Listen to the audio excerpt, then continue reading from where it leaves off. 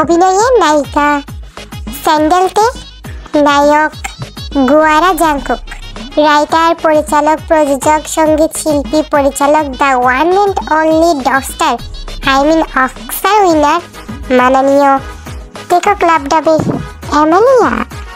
Cinema শুরু হতে যাচ্ছে, সবাই পপকর্ন নিয়ে বসে পড়ো।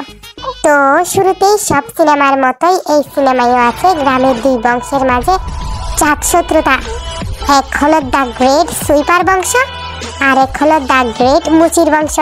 দুই পরিবারের মাঝে তুমুল লড়াই, কেউ কারো মুখ দেখতে পছন্দ করে না, দেখলেই হয়ে যায় মারামারি।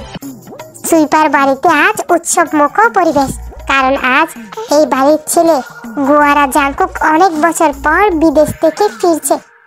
সবাই প্রফুল্লিত তার জন্য অপেক্ষা করছে। একটু পরেই একটা ভ্যান এসে সুইপার বাড়ির গেটের সামনে দাঁড়ালো। ভ্যান থেকে গুয়ারা জাংকুক মাটিতে নেমে দাঁড়াতে ওর মা জিন বেগম বাড়ির ভিতর থেকে এলোমেলোভাবে দৌড়ে এলো। শাড়ির আঁচলটা মাটিতে গড়িয়ে পড়ে আছে। গুয়ারা জাংকুকের সামনে এসে দাঁড়াতেই গুয়ারা বলে উঠল, মা, তুমি কিভাবে বুঝলে আমি চলে এসেছি? তুমি কি আমার আসার আভাস পাও নাকি? গুয়ারা জাংকুকের মা জিন বেগম গা ছাড়া ভাব নিয়ে বলল, ও মা, আমি আবার কখন কিসের আভাস পাইলাম? আর আমি কি তোর জন্য আইছি নাকি? গুয়ারা জাংকুক ভ্রু কুঁচকে বলল, তাহলে তাহলে কার জন্য আইছো? জিন বেগম একটু লাজুক ভঙ্গিতে আর চোখে ভ্যানওয়ালার দিকে তাকিয়ে বলল, আমি তো তোর ভ্যানওয়ালা চাচাকে দেখবার লাগিয়ে আসছিলাম। জিন বেগমের কথা শুনে ভ্যানওয়ালা চোখ টিপ মেরে দিল। গুয়ারা জাংকুক বেচারা যেন তদ্দ খেয়ে গেল। জিন বেগম নিজের ইমোশনকে একটু সামনে নিয়ে বলল, মানে তোর ভ্যানওয়ালা চাচা তো আমার বাপের বাড়ির গ্রামের মানুষ, তাই একটু আমাকে বাড়ির খোঁজ খবর নিতে আসছি আর কি। গুয়ারা জাংকুক বলে উঠল, আচ্ছা আচ্ছা, এসব পরে হবে নি, এখন চলো ভিতরে যাই, সবার সাথে দেখা করব। জিন বেগম জোরপূর্বক হেসে বলল, চল চল। গুয়ারা জাংকুকের মা জিন বেগম ভেতরে যেতে যেতে পেছনে তাকিয়ে ভ্যানওয়ালার দিকে ফট করে একটা ফ্লাইং কিস ছুঁড়ে মারল। ভ্যানওয়ালাও সেটা হাত দিয়ে ক্যাচ করে চলে গেল। গুয়ারা জাংকুক ভেতরে এসে সবার সাথে দেখা করলো। গুয়ারা জাংকুকের বাবা দ্য গ্রেট জনম দুঃখিনী RM গুয়ারার গায়ে হাত বুলিয়ে দিয়ে বলল, কত ছোট হয়ে গেছিস বাবা। গুয়ারা জাংকুক ভ্রু কুঁচকে বলল, এটা আবার কেমন কথা বাবা? লোকে ছেলে মেয়েদের অনেক বছর পর দেখলে বলে তুই কত বড় হয়ে গেছিস, আর তুমি বলছো আমি ছোট হয়ে গেছি? হ্যাঁ, তো তুই কি আসল নায়কের মতো 6 ফুট লম্বা নাকি যে তোকে বলবো তুই কত বড় হয়ে গেছিস? আমি তো তোর সাইজ অনুযায়ী বললাম। বেচারা গুয়ারা জাংকুক আবারও আশাহত হলো। RM বলে উঠল, তা বাবা, তুই এবার কি একেবারে এসেছিস তো? হ্যাঁ বাবা, আমি এবার PhD শেষ করে একেবারে এসেছি। আমি সুইপারের উপর PhD করেছি বাবা। দেখবে এবার আমাদের খানদানি ব্যবসাকে কেমন করে উঁচু লেভেলে নিয়ে যায়। অনেক ভালো কথা বাবা। যা, খাওয়া দাওয়া সেরে একটু বিশ্রাম নে, তারপর তোর একজনের বাড়িতে পাঠাবো গোসাপ করতে। আমার বুড়ো শরীর আর পারে না রে বাবা। এখন থেকে তুই সব কাজ করবি, তুই সব কাজ সামলাবি। আমি এখন শুধু বসে বসে এনজয় করব, ফেসবুকে মেয়েদের সাথে আড্ডা দিব। কিছু বললে বাবা? না না, তেমন কিছু না, তুই যা। গুয়ারা জাংকুক ফ্রেশ হয়ে খাবার দাবার খেয়ে একটু বিশ্রাম নিয়ে ওর বাবার কথা মতো একটা বাড়িতে এসেছে গোসাপ করতে, তবে একটু আধুনিকভাবে। 2 হাতে গ্লাভস, 2 পায়ে লম্বা শুজ, মুখে মাস্ক পরে বালতি হাতে নিয়ে গোসাপ করছে। হঠাৎ পাশে তাকাতে একটা মেয়েকে দেখে ওর চোখ আটকে গেল। মেয়েটা পুকুর পাড়ে বসে কয়লা দিয়ে দাঁত মাজছে। কয়লা গলে ঠোঁটের চারপাশে থুতনির উপর দিয়ে গড়িয়ে পড়ছে। ওয়াও, বুকের ভিতর যেন লালালা লালা লালালা লালা শুরু হয়ে গেল গুয়ারা জাংকুকে, যাকে বলে লাভ এন্ড ফার্স্ট সাইট। গুয়ারা জাংকুক হ্যাবলার মতো ওই মাইয়াটার দিকে তাকাইয়া রইল। মেয়েটা হঠাৎ পাশে তাকাতেই দেখলো গোয়ালা ওর দিকে তাকিয়ে আছে। গোয়ালা জাংকুককে দেখে মেয়েটার মনের ভিতরও টুনটুনা টুন টুনটুনা টুন টুনটুনা টুন টুনটুনা টুন করতে শুরু হয়ে গেল। মেয়েটা লাজুক ভঙ্গিতে হাসলো। আর তারপরে তার কয়লাওয়ালা দাঁতগুলো দিয়ে হেসে দিল। সেটা দেখে গোয়ালা জাঙ্কুক একটা আবাল মার্কা হাসি দিল। মেয়েটা পুকুরের পানিতে মুখ দিয়ে আর চোখে গোয়ালা জাঙ্কুকের দিকে তাকিয়ে চলে যেতে লাগলো। গোয়ালা জাঙ্কুক পেছন থেকে ডাক দিয়ে বলল, এই মেয়ে শুনো, তোমার নাম কি? মেয়েটা মাত্রা অতিরিক্ত লাজুক ভঙ্গিতে বলল, স্যান্ডেলটে। গোয়ালা জাঙ্কুক একটু থতমত খেয়ে গেল। বারে, আমি তো এখনো কিছুই বললাম না, শুধু তোমার নামটাই জানতে চাইলাম, তাই বলে আমাকে স্যান্ডেল দেখাতে হবে? মেয়েটা এবার গোয়ালার দিকে তাকিয়ে বলল, আরে না না, আমি আপনাকে স্যান্ডেল দেখাইনি, আমার নামই স্যান্ডেলটে, তাই বললাম। ও আচ্ছা, অনেক সুন্দর নাম, একদম তোমার মতো সুন্দর। স্যান্ডেলটে দাঁতে আঙ্গুল কামড়ে লাজুক হেসে ওখান থেকে চলে যেতে লাগলো।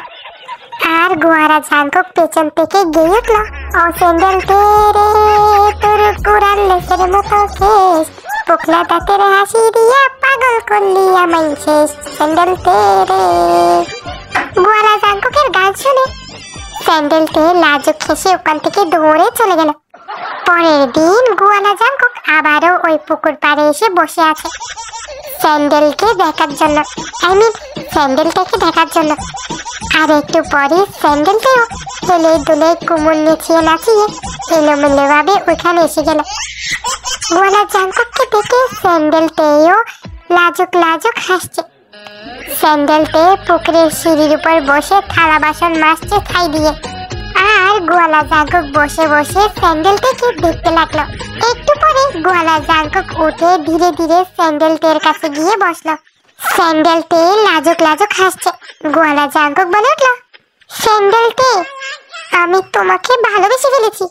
স্যান্ডেলটে চমকে গিয়ে গোয়ালা জাঙ্কুকের দিকে তাকিয়ে বলল, হাসানি, আমিও তো আপনারে ভালোবেসে ফেলেছি। সত্যি? হ্যাঁ। তাহলে চল। কোথায় যাবো? কোথায় আবার? সিনেমার এই সময়ে গাছের পিছনে ঘুরে ঘুরে গান গাওয়ার সময় হয়, তাই আমরাও গান গাইতে যাবো। কিন্তু ওখানে তো কেউ দেখে ফেলতে পারে। ঠিক আছে, চল ওই পিছনে গু হাউসের ওইখানে যাই, ওখানে কেউ আসবে না। ঠিক আছে চলো। গোয়ালা জাঙ্কুক স্যান্ডেলটের হাত ধরে বাথরুমের পিছনে গিয়ে হাউসের পিছনে গু হাউসের পিছনে ঘুরে ঘুরে গাইতে শুরু করলো। তোমার বুকের মধ্যখানে কলিজা যে কানে ফুসফুস যে কানে সেখানে আমাকে ওরে গো, মিলেমিশে থাকবো তিনজনে। তোমার বুকের মধ্যখানে কলিজা যে কানে ফুসফুস কানে সেখানে আমাকে ওরে গো। তখন ওখানে বিলেনের এন্ট্রি হলো। কাল্লু কসাই তার টাকলা মাথা আর ফোকলা দাঁত নিয়ে ওখানে হাজির হলো। ওদের দিকে তাকিয়ে বিলেনের হাসি দিয়ে বলল, আমার নাম কাল্লু কসাই, আমার কথা না মানলে করে দি জবাই। কাল্লু কসাইকে দেখে স্যান্ডেলটে ভয় পেয়ে গেল। এই কাল্লু কসাই অনেক দিন হলো ওর পিছনে পড়ে আছে। স্যান্ডেলটে ভয় পেয়ে ওখান থেকে চলে যেতে নিলে কাল্লু কসাই ওর হাত ধরে বলল, কি রেতে, আমারে দেখে তো তুই মুখ ফিরে আনিস, আর এইখানে তোকে জাত শত্রুর পুরার লগে পিরিতি করস? তোর বাপ জানে এ কথা? কাল্লু কসাইয়ের কথা শুই না গোয়ালা জাঙ্কুক আর স্যান্ডেলটে দুজনে চমকে গেল। ওরা যে ওদের জাত শত্রুর ছেলে মেয়ে তা ওদের জানাই ছিল না। গোয়ালা জাঙ্কুক হিরোদের মতো এসে কাল্লু কসাইয়ের হাত থেকে স্যান্ডেলটাকে ছেড়ে দিয়ে বলল, খবরদার কাল্লু, আমার স্যান্ডেলটের গায়ে হাত দিবি না, না হলে কিন্তু ভালো হবে না। আচ্ছা, কি করবি তুই? কি করবার পারবি আমায়? আমি আমি আমি কিন্তু তোর মাথার উপর গু ঢেলে দিব। মনে রাখিস, আমি কিন্তু সুইপার। এক্ষুনি তোরে এই গু হাউসের ভিতর তোর আমি ফেললা দিমু। কাল্লু কসাই এবার একটু ভয় পেয়ে গেল। ওখান থেকে যেতে যেতে বলল, ঠিক আছে ঠিক আছে, দেখে নিব তোদের। আজ আমি সবাইকে বলে দিব সবার কথা। স্যান্ডেল মুচি বাড়িতে ফিরতে ওর বাবা জয়হব চপ্পল ওর গায়ে ঠাস করে একটা চড় মেরে দিয়ে বলল, তোর সাহস কি করে হলো? তুই সুইপার আরএমের ছেলে গোয়ালা জাঙ্কুকের সাথে প্রেম করিস? তুই জানিস না ওরা আমাদের জাত শত্রু? স্যান্ডেলটে কেঁদে উঠে মেলোড্রামা করে বলল, প্রেম কোনো শত্রুতা বুঝে না বাবা। প্রেম কোনো ধনী গরিব বড় ছোট এসব বুঝে না। প্রেম শুধু হৃদয় দেখে বাবা, হৃদয়। তাহলে ওই হৃদয়ের সাথেই করতি। ওই সুইপার আরেমের ছেলে গোয়ালা জাঙ্কুকের সাথে কেন করলি? স্যান্ডেল তেয়ের বাবা যাই চপ্পল স্যান্ডেল তেকে ঘরের ভিতর আটকে রেখে বলল, আজ থেকে তোর বাইরে যাওয়া বন্ধ। আমি কালই তোর বিয়ে দেওয়ার ব্যবস্থা করছি। স্যান্ডেল তে বিছানার উপর ঠাস করে পড়ে কান্না করতে লাগলো। রাতে ওর দাদির রুমে খাবার দিতে আসলে স্যান্ডেল তে ওর দাদির কাছে জিজ্ঞেস করলো এই দুই পরিবারের শত্রুতার কারণ। দাদি বলল, কারণ এই সুইপার আরামের জন্য তোর ছোট চাচা পাগল হয়ে গেছে। কিন্তু দাদি কিভাবে? এই সুইপার আরাম একদিন গুসাপ করছিল, আর তোর চাচা না দেখে ওই গুয়ের উপর পা দিয়ে পেছলে পড়ে যায়, আর তার মাথায় আঘাত পায়, যার কারণে সে পাগল হয়ে যায়। আর সেদিন থেকেই এখন ওরা জাত শত্রু রূপে পরিণত হয়েছে। দাদির সব কথা শুনে স্যান্ডেলতে একটা দীর্ঘশ্বাস ছাড়ল। না জানি ওদের প্রেমের কাহিনীর কি হবে। রাত 1টার দিকে স্যান্ডেলতে রুমের জানালা থেকেও টোকা দিল। স্যান্ডেলতে জানালা খুলে দেখলো গোয়ালা জাঙ্কুক এসেছে। স্যান্ডেলতে গোয়ালা জাঙ্কুককে দেখে কাঁদো কাঁদো গলায় বলল, তুমি তুমি এসেছো? দেখো না, ওরা আমাকে আটকে রেখেছে। কাল নাকি আমাকে বিয়ে দিয়ে দিবে। আমাকে এখান থেকে নিয়ে চলো অনেক দূরে। হ্যাঁ হ্যাঁ, তা তো অবশ্যই। বাংলা ছবিতে দেখো না, পালিয়ে না গেলে তো বাংলা ছায়াছবি সম্পূর্ণ হবে না। চলো চলো, এক্ষুনি চলো। গোয়ালা জাঙ্কুক গাছের জানালার ফ্রেম খুলে স্যান্ডেলটেকে বের করে নিয়ে এলো। যেতে যেতে স্যান্ডেলটে বলে উঠল, কিন্তু আমরা যাবো কোথায়? কোথায় আবার? আরে সব বাংলা সিনেমায় দেখো না, জঙ্গলের ভিতর কোনো না কোনো ঘর বানানো থাকে, আমরাও সেখানে যাব। আর যথাযথভাবে ওরাও জঙ্গলের ভিতর একটা কুঁড়ো ঘর পেল। দুজন মিলে সেখানে থাকলো। স্যান্ডেলের একটু মন খারাপ দেখে গোয়ালা জাঙ্কুক বলে উঠল, কি হলো, মন খারাপ কেন? বাড়ির কথা মনে পড়ছে? আরে না, আমার তো আমার ফোনের কথা মনে পড়ছে। তাড়াহুড়ো করে ফোন টানার কথাই মনে নেই।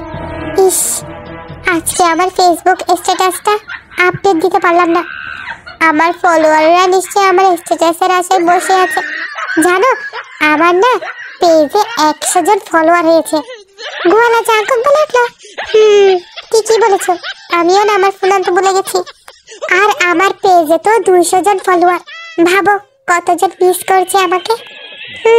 তাই বলছি। সকালবেলা ঘুম থেকে উঠে গোয়ালা জাঙ্কুক গিয়েছে জঙ্গলের ভিতর ফল আনতে। স্যান্ডেলতে বাসায় আছে, মানে কুড়ে ঘরে আছে একা। তখনই ওখানে কাল্লু কসাই ওর ছেলাপলা নিয়ে হাজির হয়ে ওর ডায়লগ ঝাড়ল,